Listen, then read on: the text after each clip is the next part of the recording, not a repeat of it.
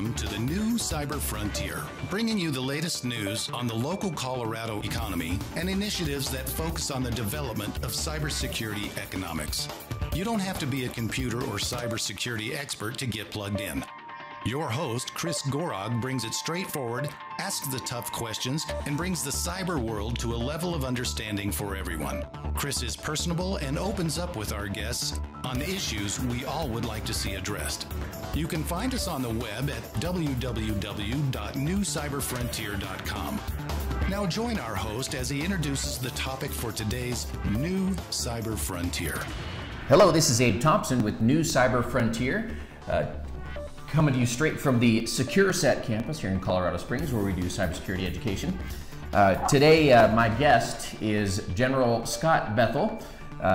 General Bethel is the President and CEO of Integrity ISR, but there is a lot more to his story, so I don't want to belabor my words anymore, and let's hear from the General himself. Good morning, sir. Good morning. How is everybody this morning? It's delightful to be here. As you made such a nice introduction, my name is Scott Bethel, and I am the President of Integrity ISR, which does intelligence, surveillance, and reconnaissance, as well as cyber security and policy. And as in this lane, we've got a lot of interesting activity happening relative to security policy, as well as emergency response management and the development of leaders to respond to those activities. It's a very large growth industry, and so not only are we doing that here in the United States, but we also have a very large practice overseas doing the same thing. For myself, I spent 28 years in the United States Air Force doing primarily intelligence and cyber, but in addition, I did a large amount of mentoring and development of leaders, and that's a big a practice area that's really important to me. Well, so that's sort of my story.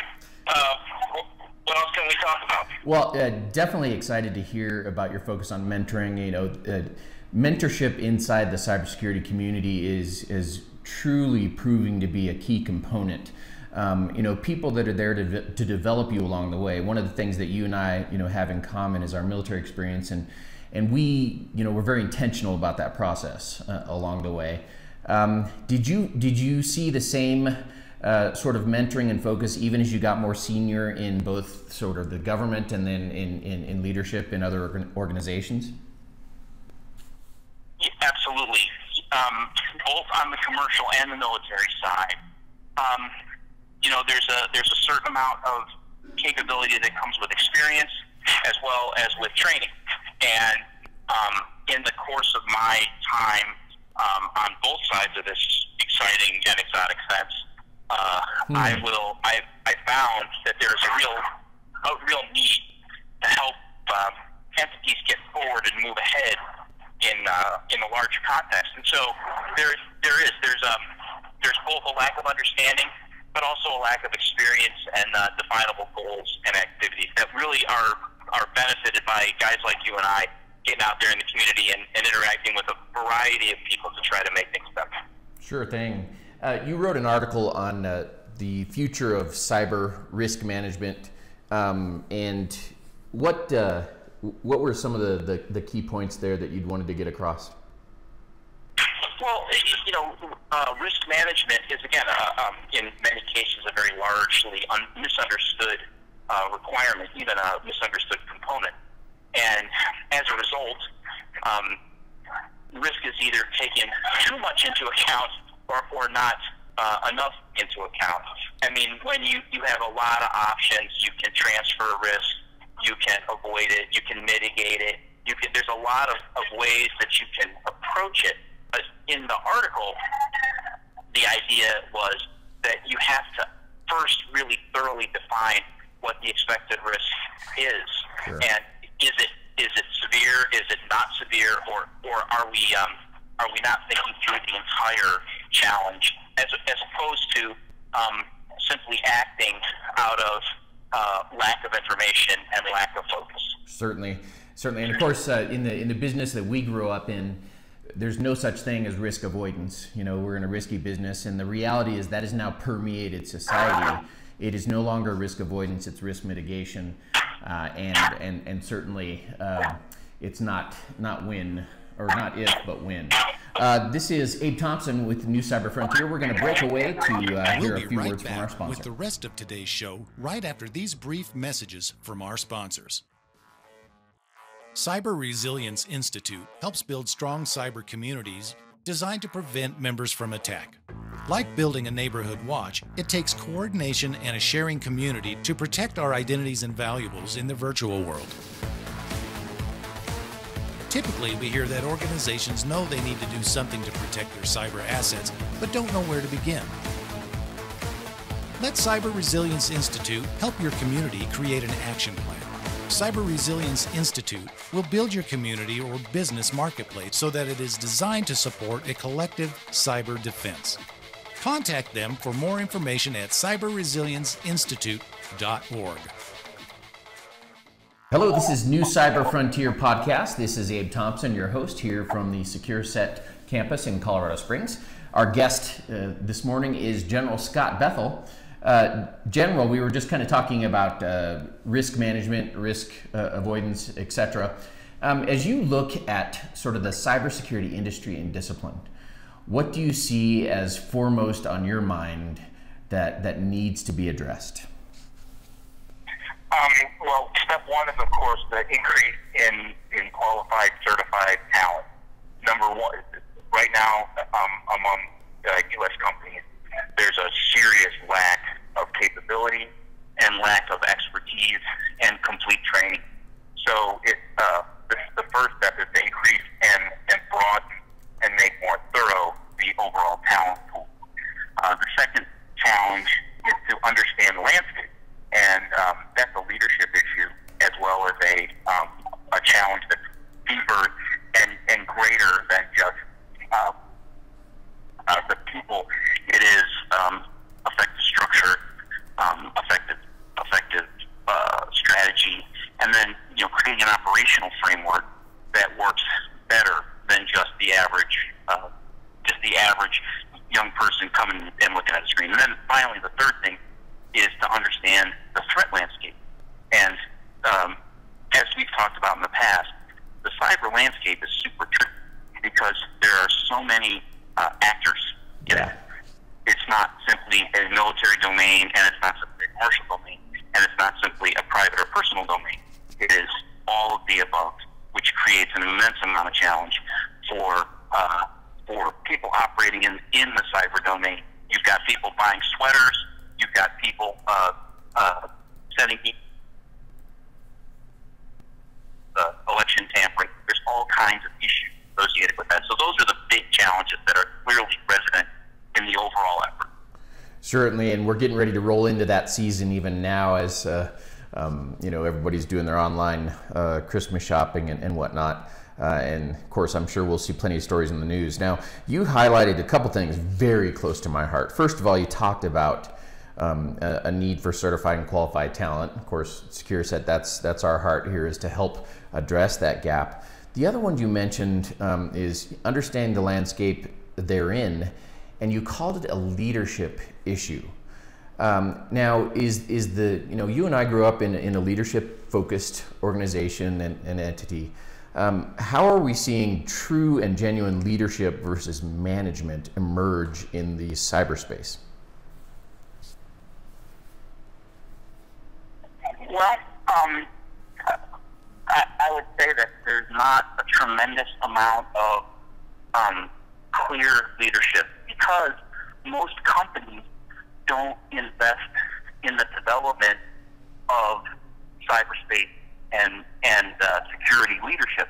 So most CTOs, CIOs, even CISOs oftentimes come out of some other operational component of a company.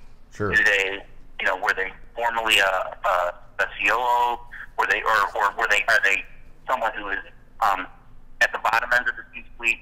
So many times they really don't have a thorough understanding of what security are. Or I was just consulting with a very large defense company, and the guy that runs their cybersecurity is also the same person that runs their physical security component. And so you've got, and I'm sure he's great at that, but you've got a mixed level of expertise. So ultimately, for a company, enterprise at all, whether it's government or commercial, it is to their benefit to ensure that the people that are going to be in charge of this component of their operational profits, and really more importantly, what allows them to exercise profit and loss, is someone who's fully competent, fully trained, and understands the effects. Certainly. Now, you know full well, having been in command and sort of in a in the defense mindset and mechanism, if we don't develop our people, if we don't find the certified and qualified talent, what are the consequences? How grave is this issue? Well, I mean, if you don't find one, then you have to manufacture one. And so there are two ways to do that, and I've seen it both ways. A company can start their own internal training capabilities, their own career path, and this rarely ends well because it's not standard. You can leave the development and training in the hands of individual supervisors who may or may not be very skilled as far as being trainers or being prepared to elevate any new hire into a place where he can be successful. The other option, which is generally less successful, is to outsource that and to connect with an entity like Cyber Defenses or an entity that does training that produces certified, capable professionals, so that when there's an effort or something new, they can have the right people on site ready to go. Sure. And are most entities and organizations ready for the associated costs of doing the right thing? Or if not, how do they get ready? I think at the moment, my observation in my own business lane is that most companies want to do almost everything on the cheap to include development of capability. So as they are doing a talent search or a capability search, what they'll do is they will have some sort of minimum standards that are required, and it might be something that you can get in a weekend on Groupon, or it could be something more challenging. But in the end, they'll have some sort of minimum capability, and that will be insufficient, really, for what's needed to get it done. So this approach really kind of doesn't just put these individuals at risk, but it really puts kind of our way of life and our nation's economy and a number of other things at risk. How do we unify folks on the seminal importance of more than just the minimum? That's a great question. In a case like this, it is very much that necessity is the mother of invention. Yeah. And unless there is, unless having untrained or lesser skilled people ends up in some kind of crisis or profit loss or opportunity loss or something of that nature, unless that happens, then the company is not really compelled to create a cadre of super skilled, super able people. And to do that, there's a cost. And so my observation is that until a company determines that it's in their best interest to have a talent pool that's deep and rich and fully qualified, they don't do it successfully and capably. It's heartbreaking when we're kind of always in reaction mode as opposed to strategic, forward-leaning mode. Yeah. Right. So you've also been very involved in many places in your career and your experience in the education piece. What is that component of your life taught you about how to address this issue?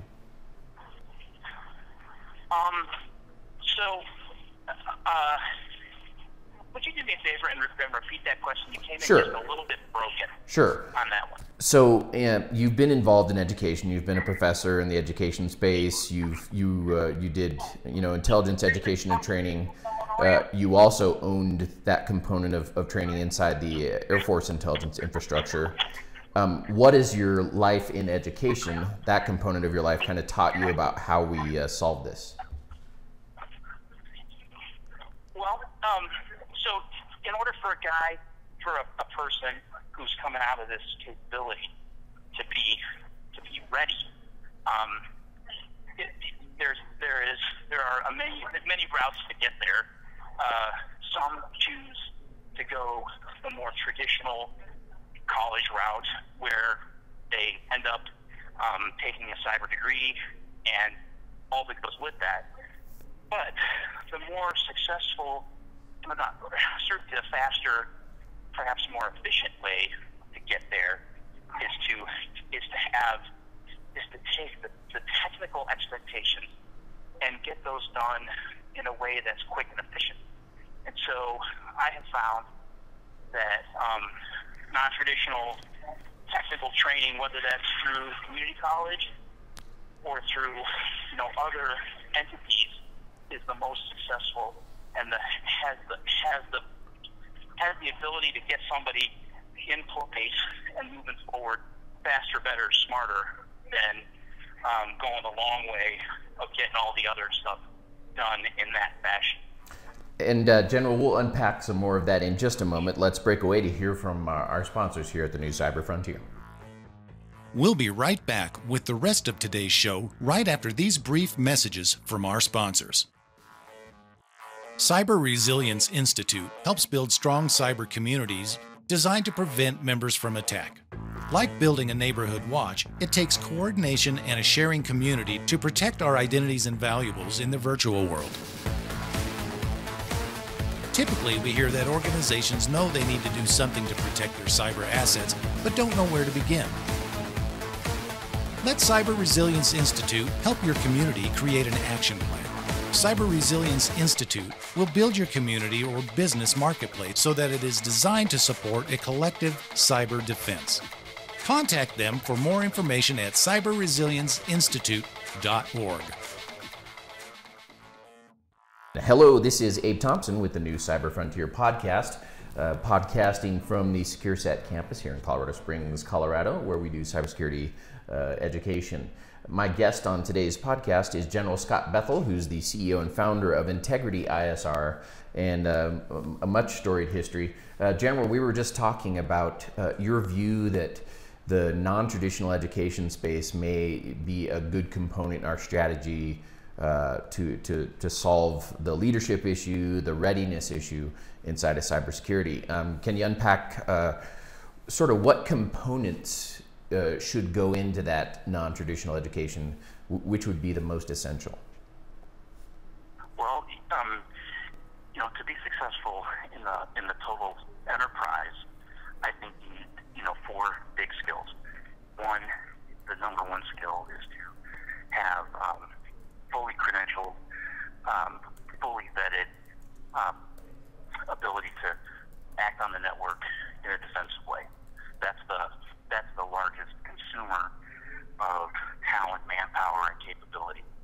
The second skill that you need to have is the ability to adapt and react to some kind of penetration. So are you agile enough to isolate the threat and put it in an environment where you can assess, quarantine, and then deal with it? The third skill that a person's got to have that's successful is the ability to retool the network after a threat has been identified so that there's little to no degradation in capability. And then the last capability, if possible, is to become skilled in some sort of ethical and capable hacking. And the ability to, in a way that is appropriate, be able to go on the Sure. And of course, if offensive is within your authority, that's key. Now, of course, on the offensive side, of course, we have to leave a lot of that on the table in terms of specifics. But because our education system can't really go, into full depth in practicing that, what's the best way to prepare? So if you're going to go into law enforcement or into the government, to get the best skill sets so you're ready to take that on? Is it the certified ethical hacker? Is it an amalgam of various skills and approaches? I would say that it's much more an amalgam of capabilities and focus that that the successful guy operating in the domain comes with the ability to agilely jump between the expectations and the challenges. And it's true that, as far as ethical hacking and so forth, and the ability to go on the offensive even in a modest way, the challenge is to try to make sure that if you have the top three nailed, the ability to defend, the ability to react, and the ability to adapt, then you're going to really succeed in both the commercial and the government space. Sure. Now, one thing that you also mentioned, even inside of the ethical hacking realm, there's a key word in there, ethical. We start very early trying to inform about the ethical ramifications when we're training folks, because we're giving them great power, and of course that accompanies hopefully great responsibility. You've chosen a key name for your organization, Integrity ISR. Tell me a little bit about why you chose that and how that factors into your heart in our industry.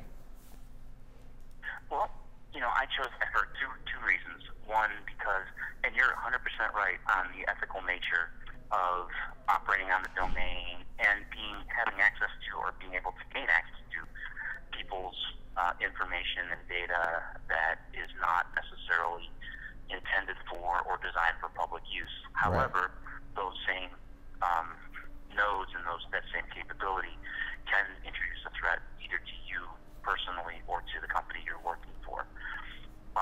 I chose the name Integrity ISR because, one, I think that being in business, you need to, if you don't take an approach that has integrity and that is focused on doing the right ethical thing, both in terms of your relationships financially and professionally, that you're missing out on an opportunity. And the second one is I have a close relationship with Jesus Christ, and being able to discuss things in an ethical way from a sort of a biblical context it allows me to have some grounding and some clarity in how I approach the world and my life. And if I put that in my business name, then it stays at the forefront of my brain.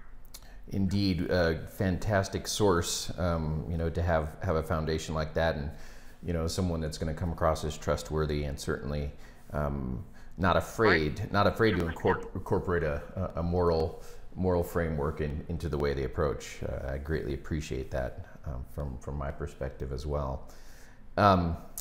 So you mentioned another one that is key in the education space. It's kind of hard to remain agile because the threat changes all the time, and so with the threat changing, you have to change and address what you're teaching. What's the best route to do that? Totally. I mean, the hardest thing about being a successful educator, and you guys at SecureSet know this super well, that if you're training stuff that was timely and pertinent 6 months or a year ago, you're not going to be the least bit effective. And the young folks that go out into the field, whether that's in industry or if it's in the government or just some other way, you will end up, the company that receives that guy will go, why did he go to this school? That's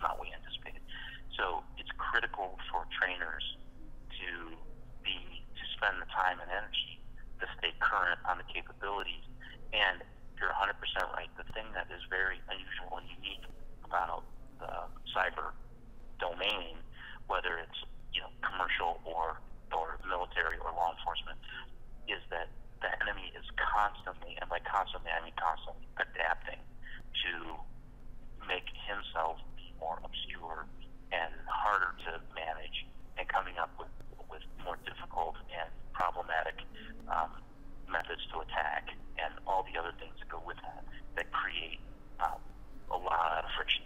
Well, sure. So it's really important to stay current if you're going to be in the training business, because it's very easy to simply go back over and over and over material and detail that is already dated.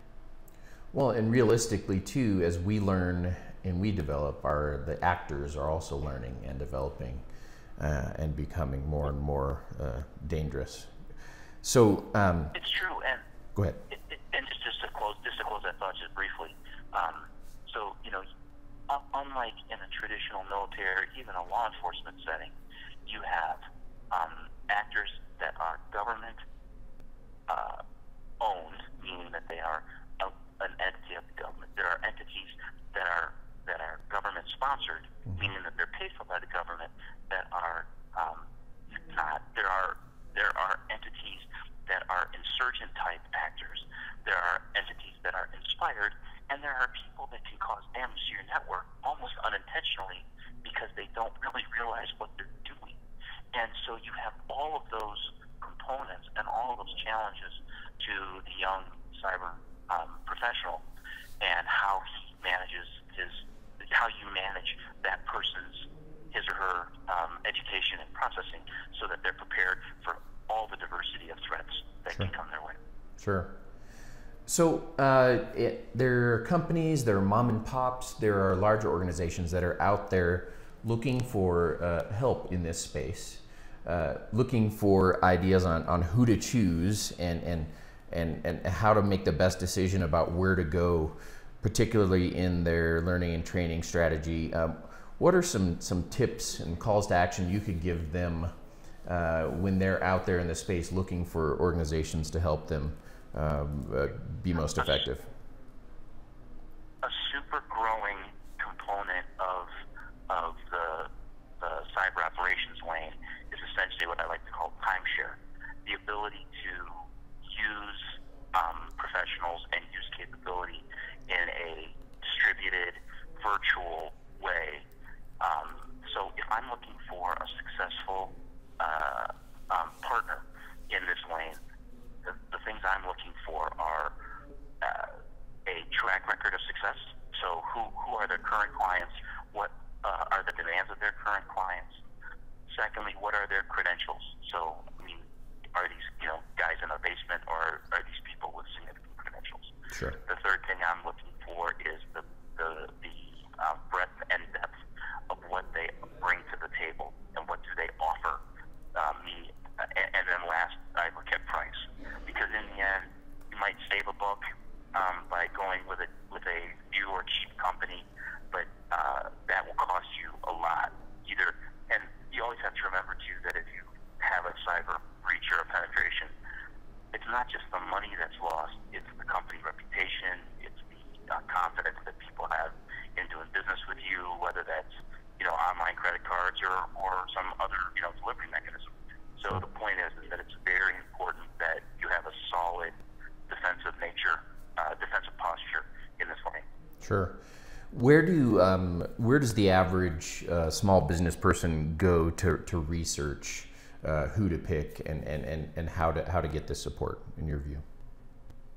I tend to go to sort of professional coalition, professional representation websites.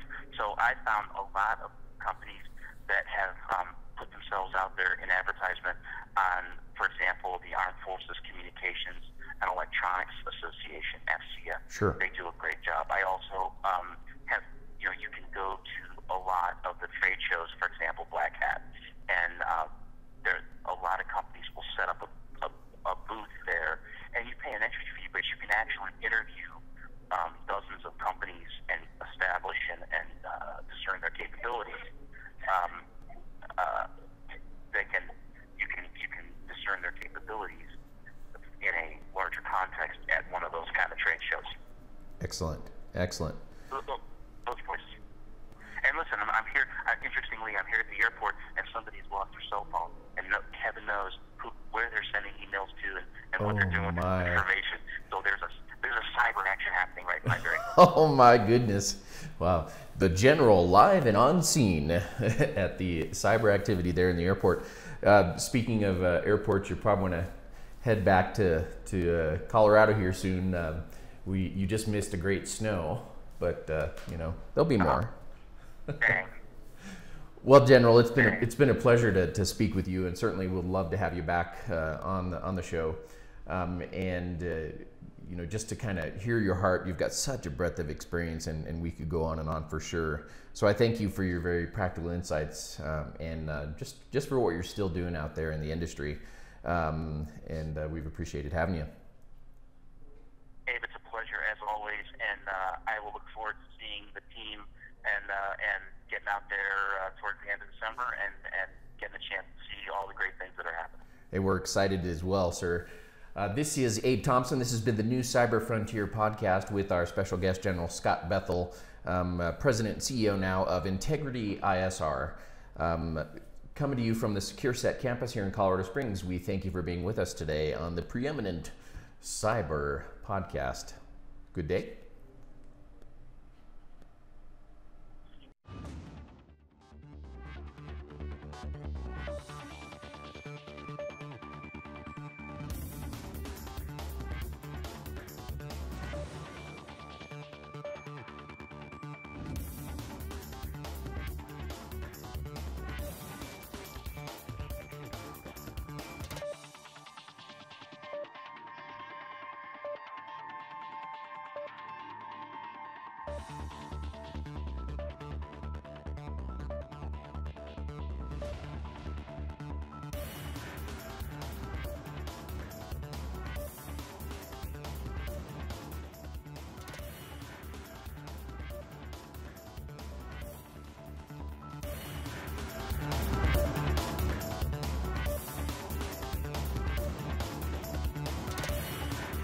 The views or opinions expressed during this podcast are not those of Colorado Technical University.